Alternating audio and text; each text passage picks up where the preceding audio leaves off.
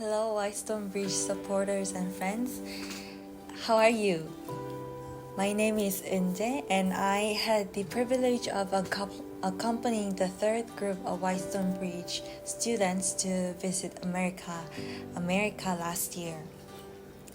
I've been serving as a Bible study teacher with Whitestone Bridge Korea for past 2 years with my husband.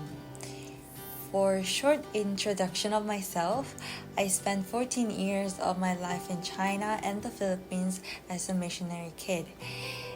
7 years ago, I returned to Korea after graduating from university.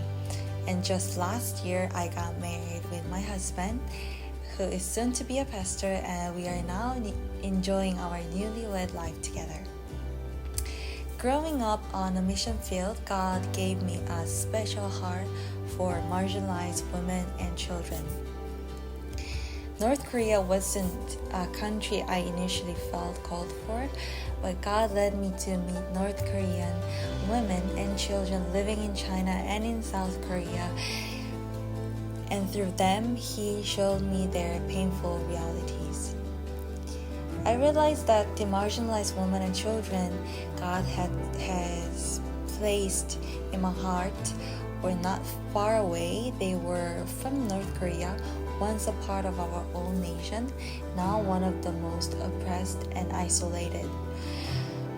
Long story short, that is why I am now joyfully serving with Whitestone Bridge. Today, I want to introduce to you something close to my heart. It's called the 5 Loaves and 2 Fish project.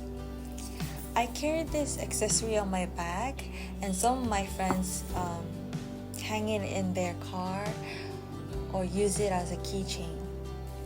These are handmade by 11 North Korean women who escaped to China and have been living there ever since, forming families in rural villages. Some of those had to leave North Korea to survive, and some were tragically deceived by brokers and trafficked into forged marriages. They've now spent over 15 years living in rural China. Many of them cannot bear to leave their Chinese-born children behind, so they couldn't easily choose to come to South Korea. China does not recognize them as refugees, but labeled them as illegal migrants. In China, without legal status or ID card, they cannot access to schools, jobs, hospitals, or even travel freely.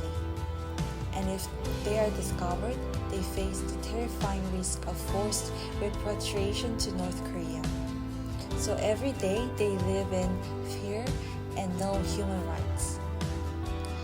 So to help them in a tangible way, my parents' mission organization, which focuses on North Korea, launched this small project to offer them meaningful work. It started in one village in Hebei province, and as of this year, it has expanded to Liaoning province as well.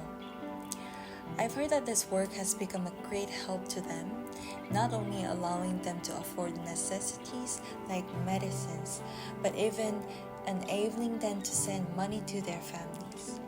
Last January, my team and I had the opportunity to visit them in person.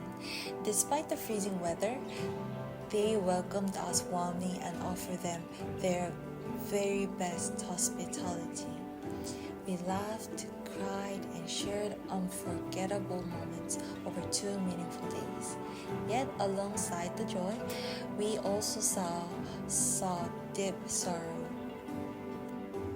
This 5 loaves and 2 fish accessory may seem small, but it brings dignity, purpose, and survival to women who have long been denied these very things. And so I humbly ask for your support to remember and pray for these women and their families. Every time you see this 5 loaves and 2 fish accessory, would you pray for North Korea and for these courageous women living in hidden corners of China? Would you pray so that they can see, they can hear, touch and feel the love and protection of God. I remember just as Jesus used 5 loaves and 2 fish to feed more than 5,000, I believe that when we offer even something small to God, His power and grace can multiply it beyond our thoughts. So I pray that this small offering would become a source of hope and provision for them and for their families. And I also pray that this project will continuously be used by God. May His power and mercy flow through every small act of faith and compassion. Thank you so much for allowing me to share a bit of their story. And may God bless you and your family. Thank you so much.